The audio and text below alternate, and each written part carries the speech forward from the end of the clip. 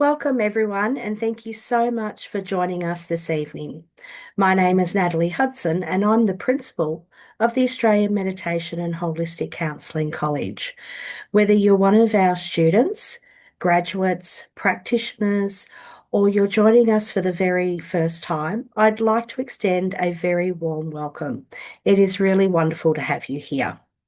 At the college, we're passionate about providing opportunities for ongoing learning, professional development, and meaningful conversations around holistic health and well-being.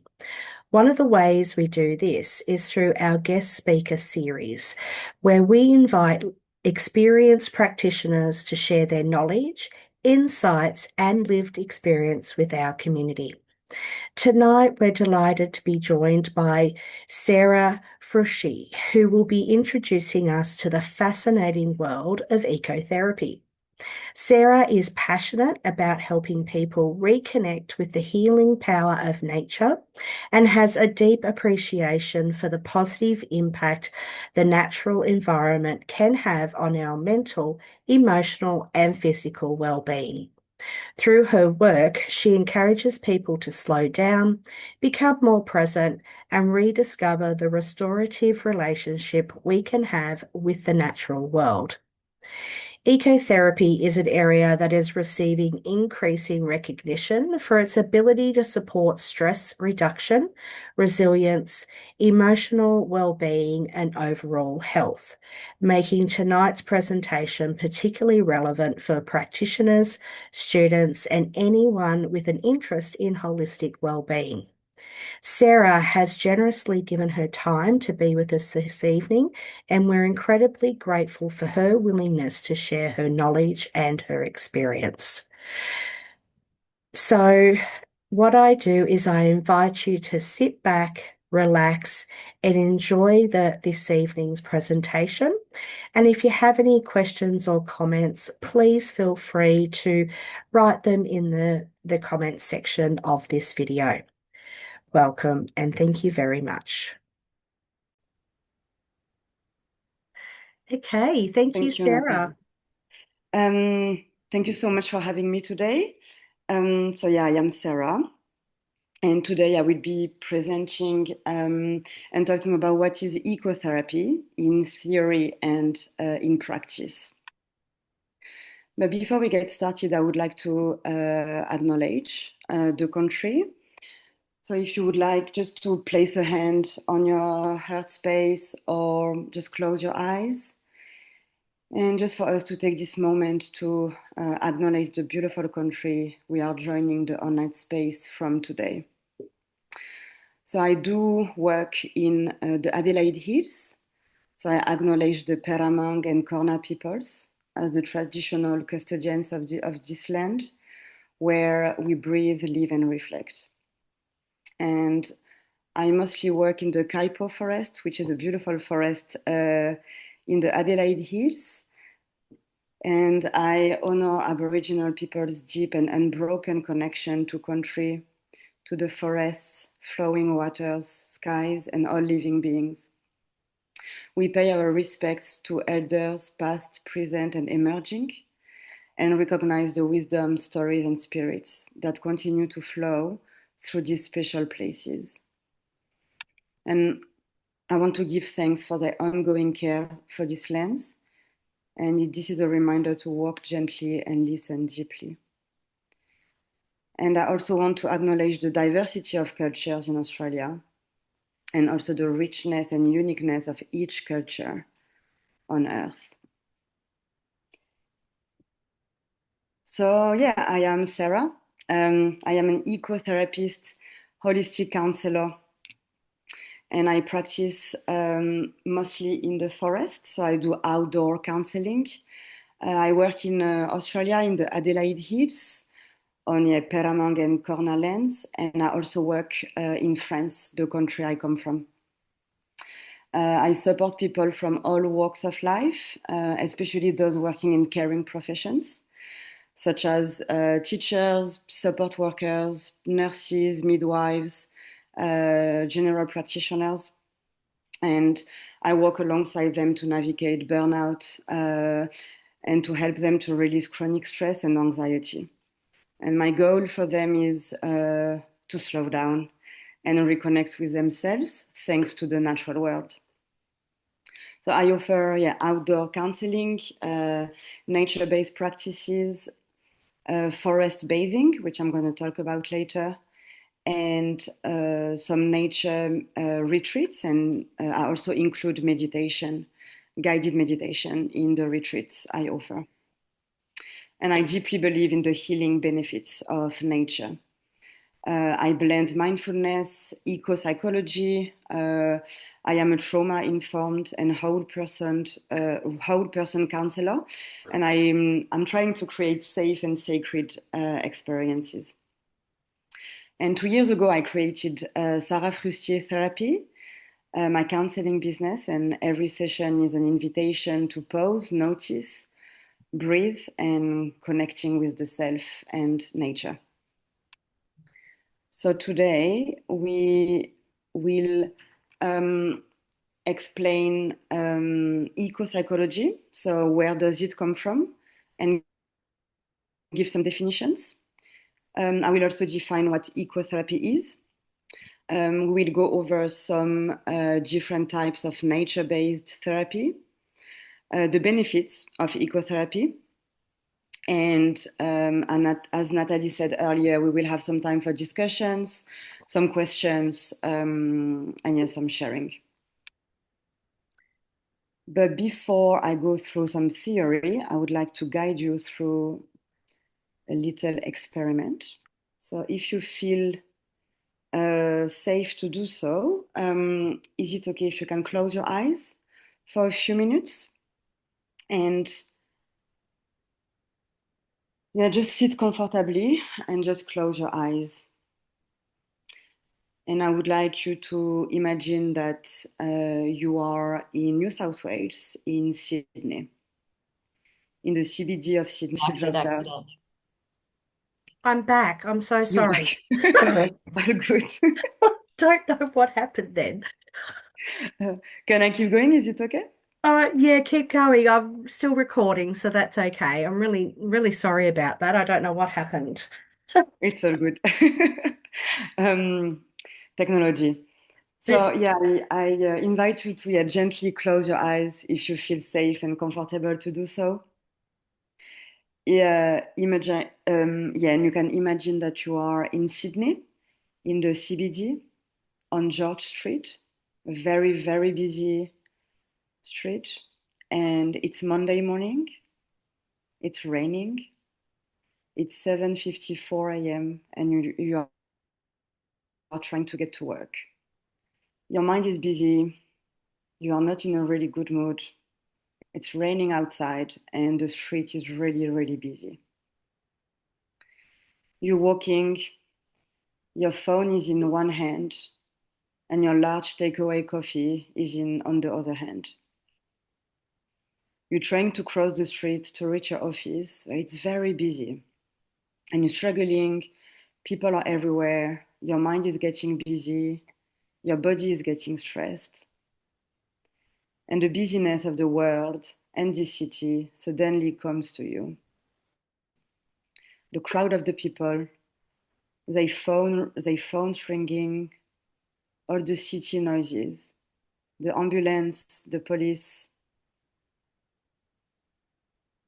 I just want you to keep your eyes closed for a moment and just drop in your body and notice how you're feeling in this moment. How is your body feeling in this very busy city?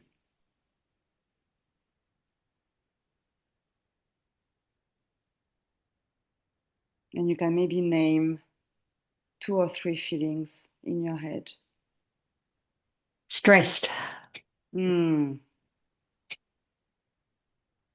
And how is your mind? Anxious. overwhelmed, bit Tired. claustrophobic. Mm.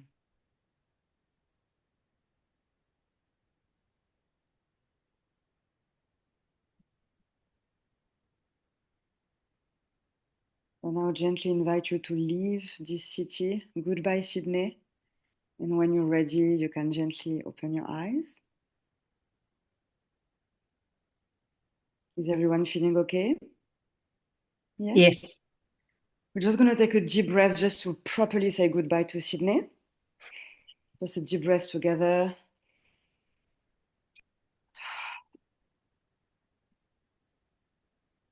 And when you're ready, I'm going to invite you to another type of environment, greener, more natural. And if you feel okay and safe, you can close your eyes again. So now you are spending the weekend in the Blue Mountains in New South Wales, in a very green, beautiful forest. And you have decided to go for a beautiful hike because you would like to see some waterfalls today. So you are walking in this very beautiful forest. Everything is green around you. You notice some ancient trees, very tall trees. It's quiet today. There is no one around you. Just you and nature. The sun is shining. It's a beautiful day today. You even decide to take your shoes off and to walk barefoot, feeling the earth beneath you, the fresh soil under your feet. The wind is gently blowing on your face. The sun is shining and touching your skin. And as you keep walking very gently, you spot a gorgeous kookaburra. She's on her branch. She's looking at you. And you can also hear other native birds singing. The entire forest is here with you. So you decide to stop for a moment, close your eyes, and just listen to the birds for a few minutes.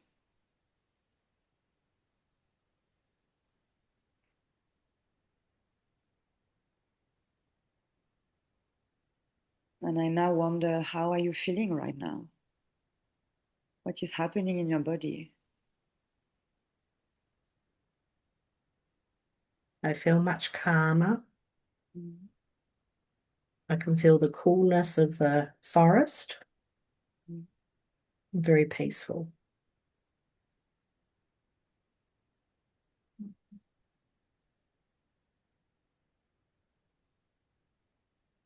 How is your mind in this moment?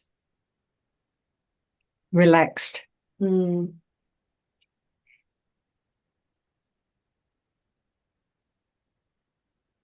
Grounded. Connected. Mm.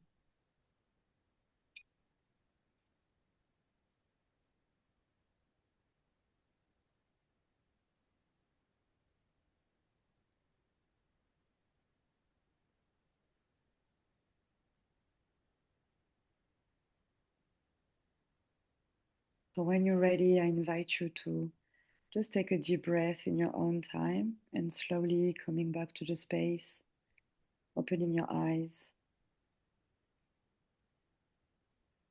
Very slowly, there is no rush.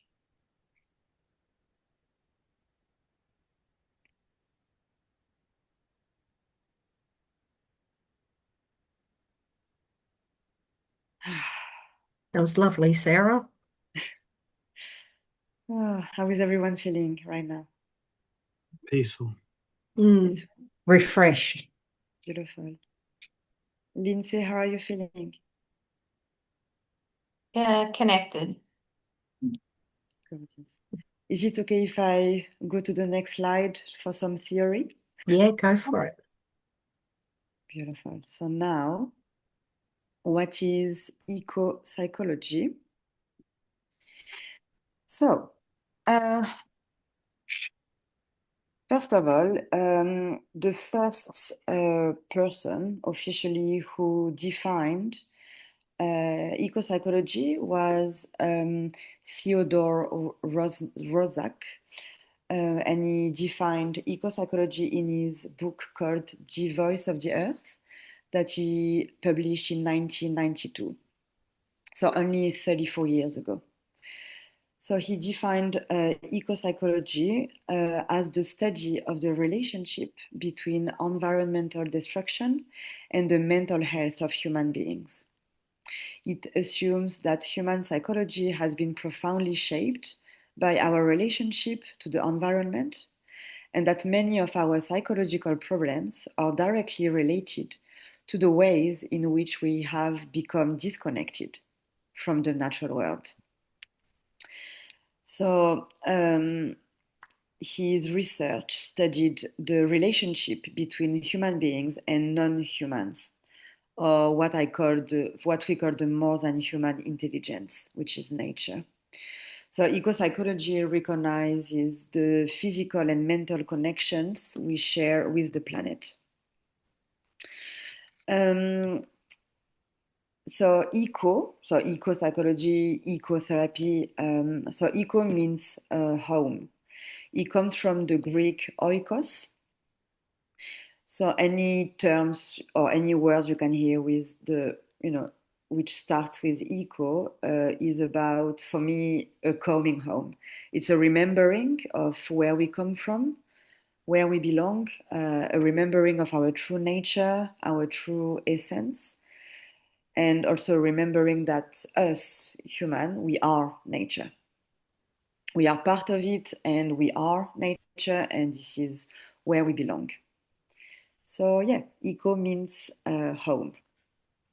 Then 20 years beforehand, in 1973, the Norwegian and philosopher Arne Næss first introduced the concept of ecopsychology, but originally he called this deep ecology. And then 20 years later, Theodore stated the, defined ecopsychology, but they mean more or less the same thing. And I would like to share with you a quote I really love from Arne Næss that he shared in 1989. And he said, "The smaller we come to feel ourselves compared with the mountain, the nearer we come to participating in its greatness." Beautiful. Then a very important woman for us ecotherapists and nature counselors, you might know her, is Joanna Macy. She unfortunately died last year, but her work keeps going. And yeah, I truly admire her. So she was an eco-philosopher and activist. She did many research on the benefits of nature, on mental health, and her work was also very spiritual. She worked a lot with Buddhism, and she connected nature with Buddhism quite a lot.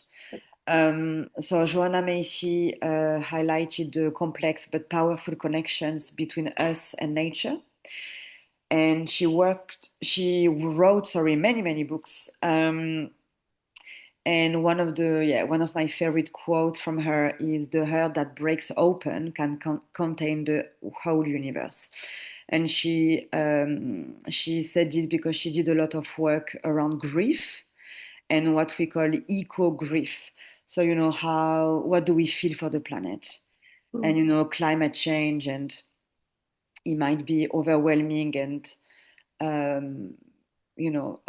complicated to feel when we witness what's happening in the planet.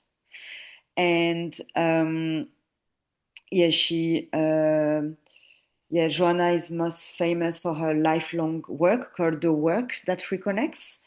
And this is my favorite book ever, Coming Back to Life. And this is how I base my work on when I host retreats in France. So she's got an entire, a lot of practices, divided into four stages on how to reconnect with the self and the earth. And that work is called the work that reconnects. So yeah, she was wonderful. And I'm very grateful to be continuing her work as much as I can and as best as I can.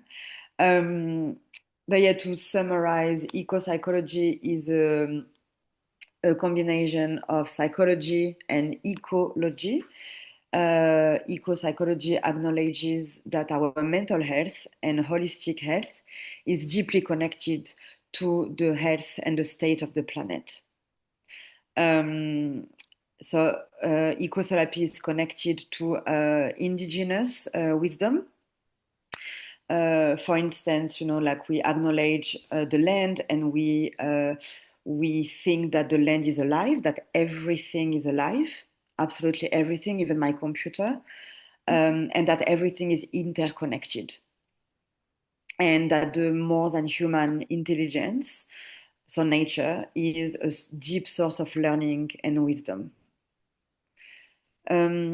So in ecotherapy or ecopsychology, we are trying to shift from treating nature as an object, as a thing, or as a decoration, and we are going more towards recognizing interconnectedness and recognizing nature as a subject.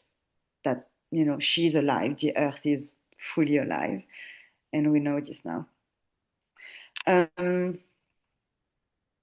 Then I am going to what is ecotherapy.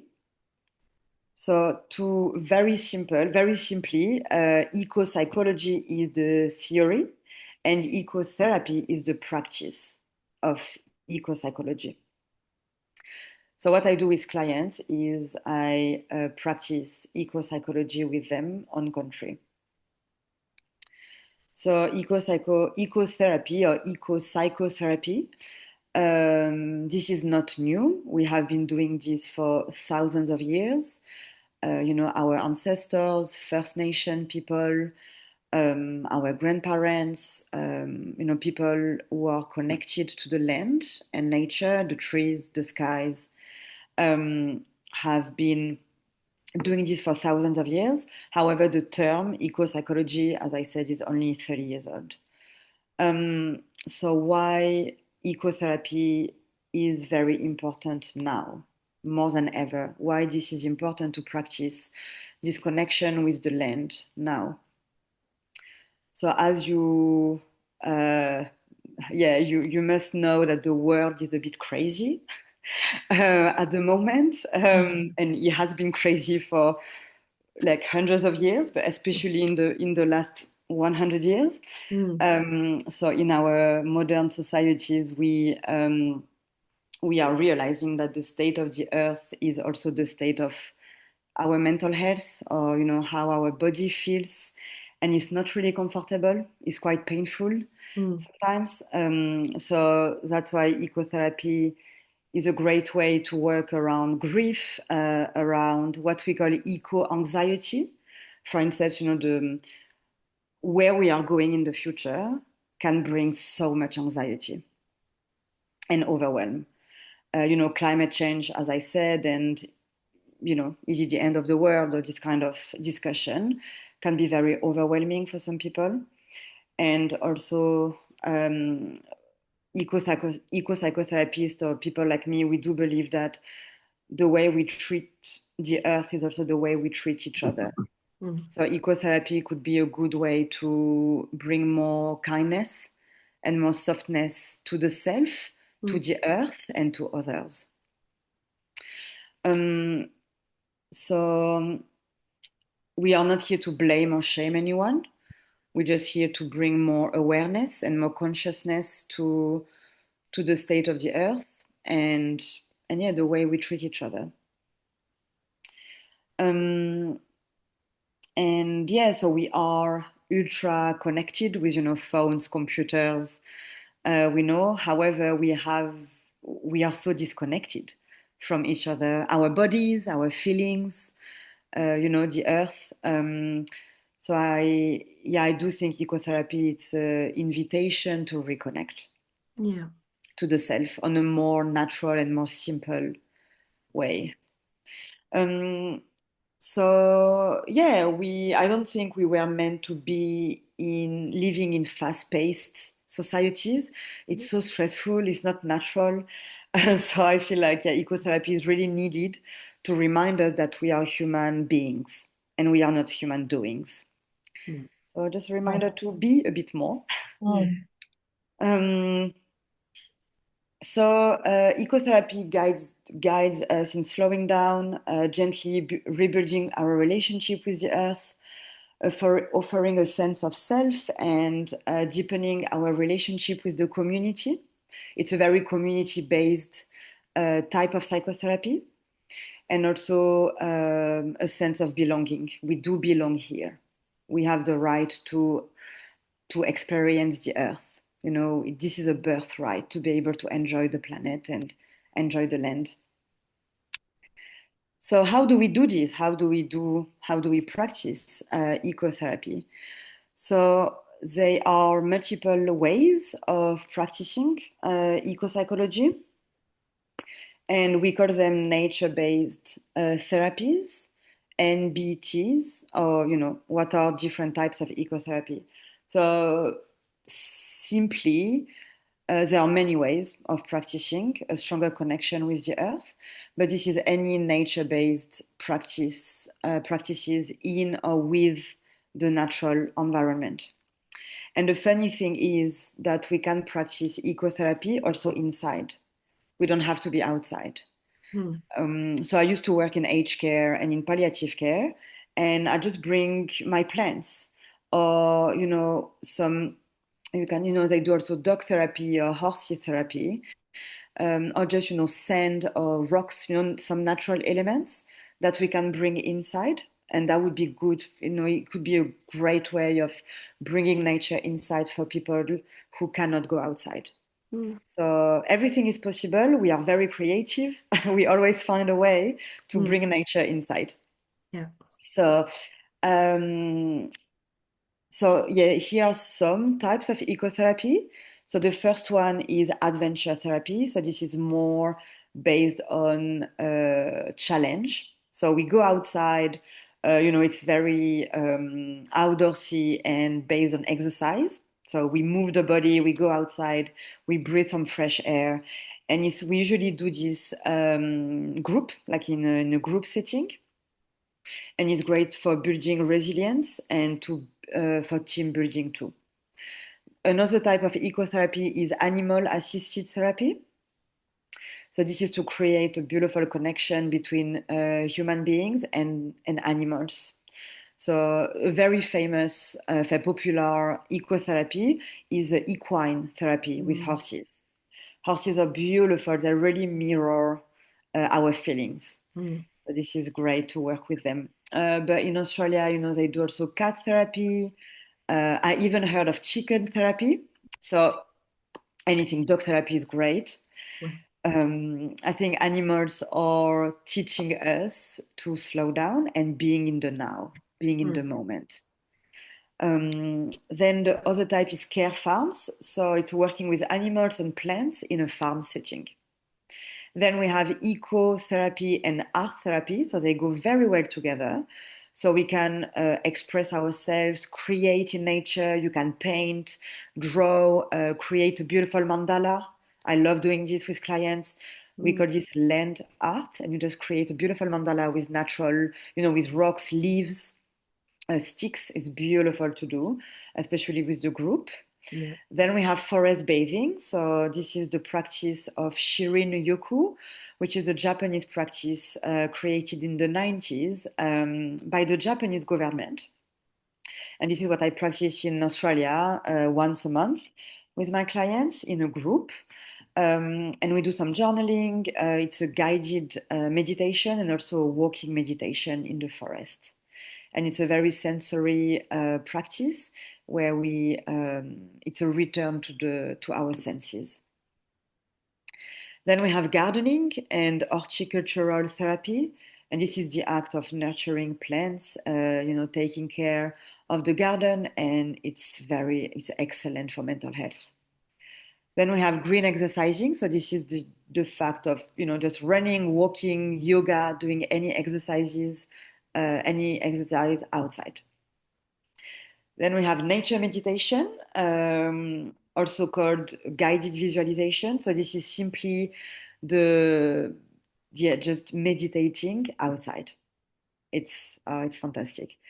Then we have anything related to how to bring more whole food and more natural foods to the body. But it could also be, herbal teas, working with the flowers or essential oils, anything more natural, and more paying attention to how to nourish the body. Then we have walk and talk. This is also what I do with my clients in one-to-one setting. So this is walking while engaging in psychotherapy. So this is walk and talk psychotherapy. So basically, my office is the forest. I'm not in between walls, and we just walk outside and we do psychotherapy. And the last one is wilderness therapy. So it's over a few days usually, and this is more camping and more adventurous, and it's a type of ecotherapy that is more immersive over a few days outside. So now the benefits of ecotherapy.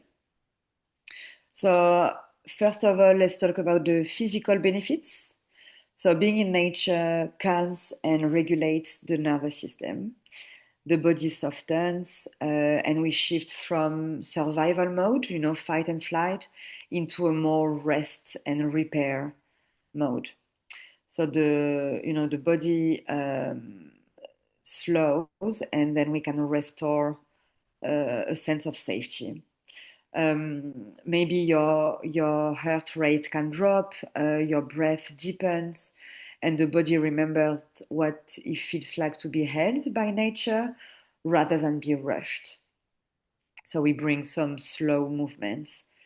We also have more energy when we walk in nature. For the research says a minimum of 20 minutes a day, that's all. Just 20 minutes a day without technology in a green space can bring more energy, and it also creates better immunity for the body. Secondly, the mental benefits. So it's being in nature can enhance attention, creativity, and is great for problem solving. We also, being in nature, reduce cortisol levels, which is, reducing stress, anxiety, and also depression symptoms. We also, it's good to be more focused in the now, in the present, and to have a better attention, like just more awareness around the now, and we focus more on what's happening now. The mind slows down. Same. I feel like my mind is away. I'm quieter in nature. I don't overthink, and it's a peaceful place to be. Also, some people are in a better mood when they are outside. Nature supports emotional balance, but of course, every emotion is welcome, and your whole self is welcome. Nature doesn't judge. Thirdly, the social benefits. So being in nature fosters community and reduces loneliness, even if when we are alone, because we are not, we are part of the web of life, part of this beautiful ecosystem. It deepens self-awareness. Nature creates more reflections that bring insight and meaning. It deepens also relationships, with the earth, with others, with the self. And nature can also reconnect you with your inner child. It's very playful, it's very creative to be outside. As I said, with the mandala, it's very lovely to be able to create things together or just by yourself. We do a lot of play therapy with children, for instance, and what we call land art. It's beautiful to witness. And lastly, the spiritual benefits of ecotherapy. So being in nature fosters a sense of belonging. And as I said earlier, being part of this web of life. We also support grief and life transition. Nature works in metaphors, and it's a non-judgmental space where loss, changes, transition is accepted. And nature works in seasons, in cycle, and it's just a great way to remind us that nothing is permanent. It will pass, and just the cycle of life. Um, and yeah, nature nurtures a sense of belonging, a remembering that you are not separated from nature. You are nature, and you are also part of something larger, the entire universe and the entire Earth and beyond. And you are part of this living world. So that is almost it for me. So it was a lot of information. I hope I didn't speak too fast. So it might sound a lot, and this is just an introduction to what ecotherapy is, where does it come from, sorry. And a great way to start, if you feel connected to this ecotherapy world, is to start very small. Um, less is more, simple is better, and to reconnect yourself with nature, it doesn't have to be complicated. I'm all about simplicity. Nature is very accessible, it's approachable. Nature is for free. It doesn't have to be outside, it can be inside. And what I love about ecotherapy is there is no right, there is no wrong. It's all about what you're feeling in this moment. It's a practice like running or yoga, like meditation. So, and it doesn't have to be half an hour a day, or it doesn't have to be 3 hours, a 3 hour hike. It just small is better. So you can start, with 5 minutes a day, just, I don't know, watering your plants, or, watering the gardens, or just spending quality time with your dog, for instance. Just looking at the window, looking out at a cloud for 2 minutes, or just go outside on your balcony and take 5 deep breaths and just feeling the air on your skin. It doesn't have to be complicated. And nature is for everyone, for children, for older people, for everyone. We are nature, so it's part of us. And it's for city people, it's for countryside people, it's really for everyone. I love doing visualization, so I just visualize a forest or the ocean, if you love the ocean, or a river. It doesn't matter. So I love also doing this when I am in the plane, or when I'm feeling overwhelmed, or when I am inside. I just love doing visualization.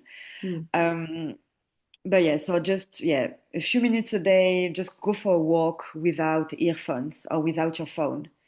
It's so beautiful just to be able to look at a tree or look at the sky for 5 minutes. Um, so yeah, I hope that was not too much. No. Thank you so much for listening and for being here with me today.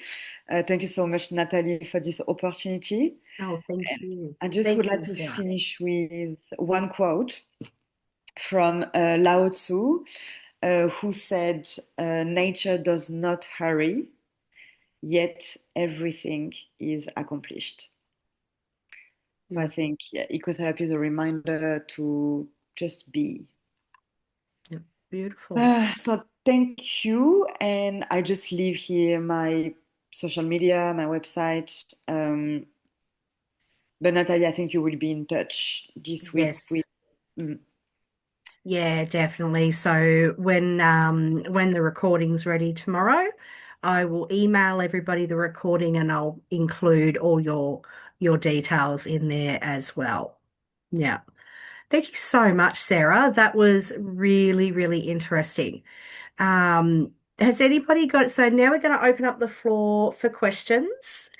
in discussion. So has anybody got any questions for Sarah from what she discussed tonight? Yeah, Sherry, go for it. More a comment. I thought the way you opened with the acknowledgement to country, Mm, that it was so personalised, was mm, just beautiful. it Well was. done, and thank you for opening my eyes to that. And I really loved the content. Mm, Um, and it gives me hope when you broke it down, that you can start small and build from there. mm, I think many people get overwhelmed and think, I must do an hour's walk or I haven't got any benefit, but you need to mm. build up to that. So thank you for Mm. um, explaining that in detail. Yeah, Thank you so beautiful. much, Sherry. I yeah, I've been practicing ecotherapy for 3 years now, 3, 4 years, and I started actually a bit too rough, like going for hours and hours on hikes and stuff, and it just didn't work. I think the Mm, best way for me, at least, was to really start with just a few minutes a day, and mm, this is how I could build up, and now I'm obsessed with nature. um, but yeah, it takes it's like meditation, for instance. I mm. couldn't start meditating for an hour a few Oh, years ago. I just could not. yeah, Just too much for my brain. My mind was too loud. yeah, So absolutely. small baby steps. Yeah, Baby. exactly. The same, yeah, like you say, the same with meditation. You know, start with a minute breathing, Mm, if that's the most you can do, because you want to build it up. You don't want to scare yourself off from it. exactly. And Mm. sometimes emotions can be very intense when I am outside. Yeah. More intense. I feel really held by the earth in powerful ways. Mm. So I feel like if I go too strong with clients or with myself, it's not going to be beneficial. Mm. And as you said, I don't want to scare them off. This Yeah. is not the goal. We want to build strong foundations, Mm. and yes, small is best. Yeah, Yeah. thank you so much, Sherry, and for the acknowledgement of country. Mm. Yeah, I mean, I'm international, as you can hear. Mhm. So I think I'm trying to blend. I deeply respect Australia, and I mean, deep love and admiration for this land. And I'm trying to include, everyone. Um, but yeah, thank you so much. Mm. Yeah, I agree with Sherry. It was a beautiful way that you've done that. Yeah, I really enjoyed that as well. Yeah. So has anybody else got any questions or comments? Can I ask? I'm Yeah. a teacher, and I was listening to your idea about the mandala. Can you talk a little bit more about what you do with kids? I'd love to do something like that. Yeah, so I also work with kids in the forest and adults. Um, so a beautiful way of like I love to include art therapy. So doing art and ecotherapy, and creating a mandala is the perfect blend of these two, and they go very well together. So I think the best season to do that is autumn, because the leaves are falling and we have more, but it doesn't have to be Yeah. autumn. Uh, but basically, one more time, there is no right, there is no wrong. Everyone is, you can do whatever you can. But it's beautiful to do this with a group of children or with their carers, their parents. And you can have like a 20 minutes or half an hour collection of rocks, leaves, sticks, anything that is dead um, on the floor. I don't like to collect, things that are still attached. You know what I mean. So Mm, everything dead on the floor, and then after they can create together a mandala. So this could be, like the one on the, I don't know if you can see properly, but this kind of like like round shape. But any mandala, it could be a triangle, whatever, mm, a tree. You can just create whatever you want, and And it's beautiful to do this in a group. And then, they're going to talk to each other, they're going to brainstorm together. And it's beautiful to create something together as a community. Mm. I also like to ask before the workshop if they want to bring something, if they want to bring a crystal, or if they want to bring artwork or something they have done before. And then they Yeah. could bring the piece also, on the day. Did I answer your question? You did. Thank you. Mm. Yeah. I'm sure your students will enjoy that, Toby. Yeah. Oh, I think definitely. Whatever I you think it's a great do. idea. I Yeah. think they would love it. How old are you, like what grade is your Uh, students? I got year 4, 5s. Oh yeah, they'll love that. Yeah. Mm. Mm. Yeah. Yeah. It's a great idea. Yeah. Yeah. Just And can't wait for the rain to settle. Mm. and Yeah, music definitely. is also, oh, sorry. I can see your guitars in the background, so music goes, beautifully Mm. inside, outside, wherever. So Yeah. Mhm. you could Yeah. blend art therapy, ecotherapy, and music therapy. Yeah, Definitely. That would be so beautiful. it would. Mm. Mm. Definitely. And meditation, of course. Yeah. It could be whatever you want it to be. Yeah. All right. Fantastic question. Yeah. Lindsay, I see you got your hand up there. Did you have your hand up now? Yeah, it's not necessarily a question, but something to contribute. Yep. Um, you mentioned two of the big people that I'm aware of when it comes to deep ecology, and I've been participating in deep ecology practice recently, and particularly through the last few months. Just wondering if you've heard of John Seed. Yes. Yeah, Yes. so I've been to his Narara Eco Village for a weekend of well-being and deep ecology. He actually helped co-create the Council of All Beings with Joanna Mm. Yeah. back in the 1980s. And like if the Council of Beings essentially is basically where you go to walk out into nature and you pick an item to be or to assume. Instead of being a human, you then become a river or a leaf or a Mm. butterfly, anything that's out there. And you basically sit down in a group and have this big council talk meeting about what we're going to do with, you know, obviously where we're at in the environment. And I found that to be quite incredible experience doing that with John. And I think, Toby, if you look into it, that might be fun for the children as well. Yeah, it sounds Sounds interesting. amazing. The Council of All Beings.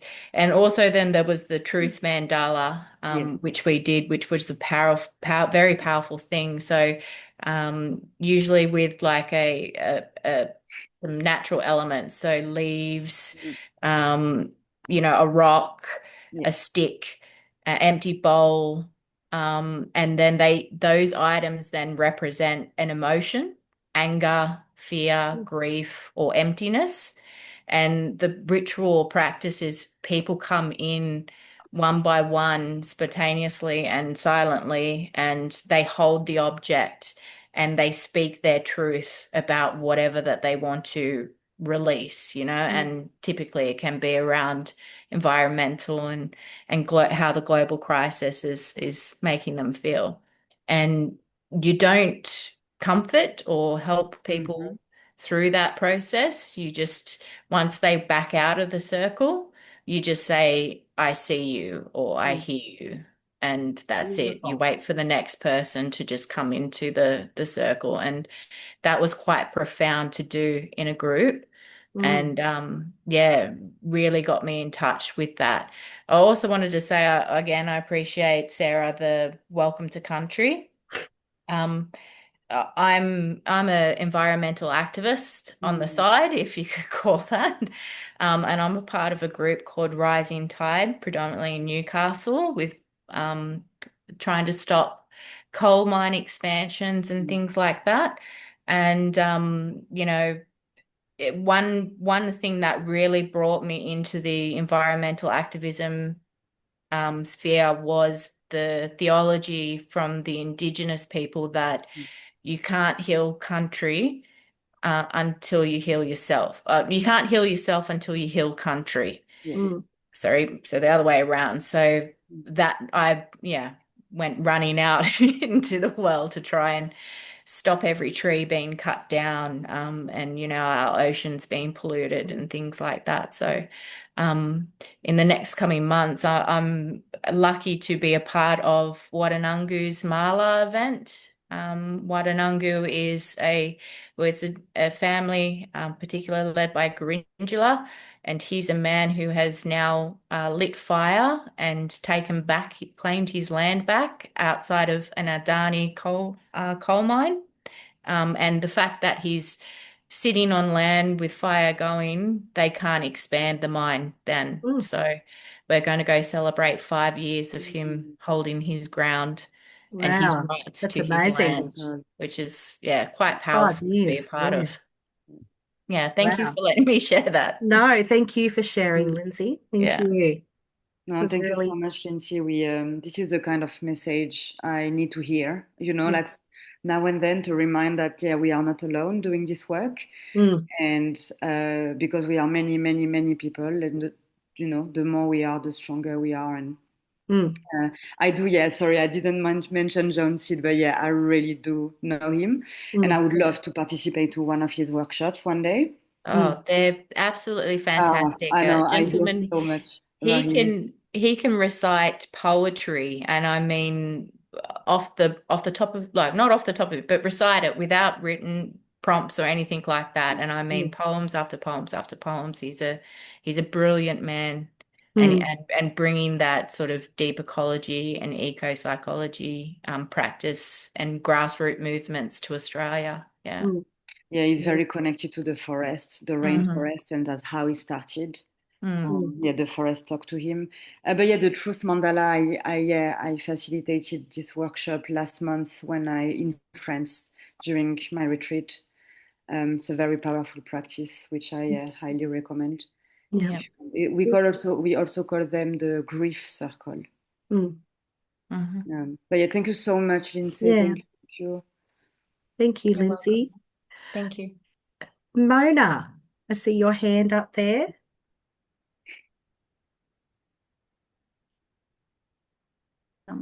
She's muted. She is. I'll just ask her to unmute. How's that? Oh, beautiful. Perfect. Hi, how are you? I joined the workshop a bit late, sorry, because I was That, in my class. I was finishing my yoga class. that's all right. That, you'll be receiving the recording tomorrow, so you'll get to Yeah, see the first part. okay. As I was listening to Toby, I'm a kinder teacher as well, and I wanted to include all these things in there as well. So I like the idea of getting the natural resources for mandala and everything. What else do you think I can like kind of embed in my curriculum for the well-being for myself or for them as well? Mona, are you asking Toby or Yeah, myself? yes, to Sorry, you. can you repeat it one more time? Yeah, I'm asking like how, because I'm a kinder teacher here in Victoria. So I wanted to ask in there, like I quite like the idea of the natural mandalas and everything. But can you also suggest me like what else I can, because they're very little, they're only 3 year old, 4 year old. So what else I can do with them to get into more into connected with the nature and all those things? That's a good question for me. Yeah, Sarah, what do you think? What do you think, Sarah? I think something like Um, water therapy and sand Yeah, therapy and any stuff. scent, yes, scent therapy is great with Mm. kids. Any, play therapy, so scent therapy, Mm. water, if possible. I don't know if it's possible with your school or where you are. right now it's winter, so yeah, we're not like into yeah. So scent, yes, scent is Mm, great. Some mm, nature walks, like Yeah. small walks in the forest. Yeah. Yeah, kids are lovely. They're always keen to go and hug a tree, or just lay down on the floor. Anything playful. Yeah, Toby is also a musician, if I understand. So, and I Mm, don't know if you can bring some drums or mm, simple instruments, or Kids like to make Okay. noise. and do Yeah. some music in nature. yeah. Okay. Yeah. Um, Yeah. That's a or good idea. how do you call this? It's not mud, but you can create things with this. It's not mud, but you can. Play-Doh. Kinetic Clay. Clay. Clay. Yeah. Clay is Yeah. Play. Oh, great, and it's Yeah. Yeah. Yeah. natural. All you need is water, so that would be amazing. Yeah. Yeah. Okay. Drawing, you can draw. You can do some drawing, some painting in nature. Mm. Mm, You can bring Yeah. your art material and just bring it outside. mm. Yeah. Okay. That's a good idea. Yes. That's a good Um, idea. But I would love to stay in touch, Natalie. If you like, in the email tomorrow, I Yeah. can share my email, and I'm happy for you to. I would love to, keep the conversation Yeah. Yeah. going, and we And can have a chat. if you can just share, because I couldn't see the mandala which you were showing, it was Yeah. not clear. If you can just share the picture with that one in the email, that would be really helpful. Yes, I will send you. I've got also. I don't know if you can see the screen, but I've got 3 pages of resources. Okay. Yeah. Resources. Yeah. So I Um, can also share them. I've been working with these resources for many years. yeah. Mm-mm-mm. So I will be able to share them with you. Okay. Yeah. And yeah, one of them is the mandala. But Okay. this book is my Bible.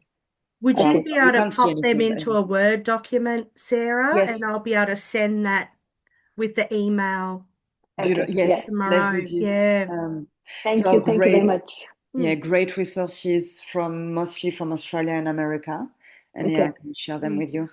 Yeah. yeah. Thank you. Thank you. Yeah. Thank I you, remember Mona. when my kids were in kinder and that they used to do things like they'd get leaves or bark and then they'd get a bit of paper and they'd shade Mm, over them so that the texture of the leaf or the bark or whatever would come out onto the paper.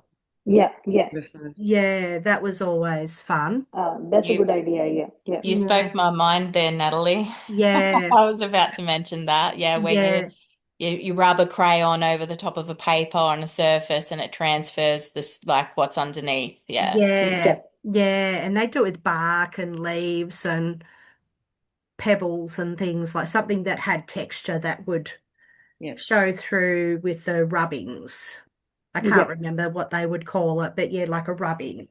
Yeah. Yeah. I Yeah. will. I used to be a school counselor in primary school for a few months, and I will send some resources, especially in working with kids. Okay. that'd be Like good. we have peacefulkids.com, I think, or .au, Mm, and we have. I mean, I am in essay, but we have like nature play essay, Mm, which mm, also gives so much resources. But I'm sure there is this might be a similar organization in Victoria, in New South Wales. I mm. will send as much as I can, and Mm. yeah. hopefully you can find your happiness Okay. in these resources. Thank you. Yeah. Thank you very much. Thank you so Thank much, you. Mona. Thank you. Thank you. We've had some great questions. Yep. Has anybody else got any questions? No? All right. Well, I want to say thank you very much, Sarah, for being here this evening. I'll just stop the screen share Mhm. at the moment. But thank you so much, Sarah, for coming along and sharing ecotherapy with us and your passion of ecotherapy with us. It's been a really, really interesting evening. And I look forward to, in the future, learning more from you Mhm. and sharing more of these around the work that you do. Yeah, I would love to come back. Thank you so much, everyone. Yeah, I love this conversation. yeah, It was lovely. yeah. And yeah, so you will be in touch via email, Natalie? I will. So tomorrow I will it'll be by tomorrow afternoon by the time I download the recording and do all the things I have to do there. I'll send through a link for the recording, as well as Sarah's information and those resources that she is very kind to share with us. And yeah, that'll be by tomorrow afternoon. So, but I want to say thank you very much to everyone for joining us this evening. It was really lovely meeting you all, and I look forward to hopefully seeing you at another one of our events in the future. Thank you Perfect. so All right. much, everyone. Thank Thanks, you. Sarah. Bye, everyone. Bye-bye. Thanks, everyone. Lovely to meet you. Bye-bye. Thank you. Bye. Bye. Stop the recording.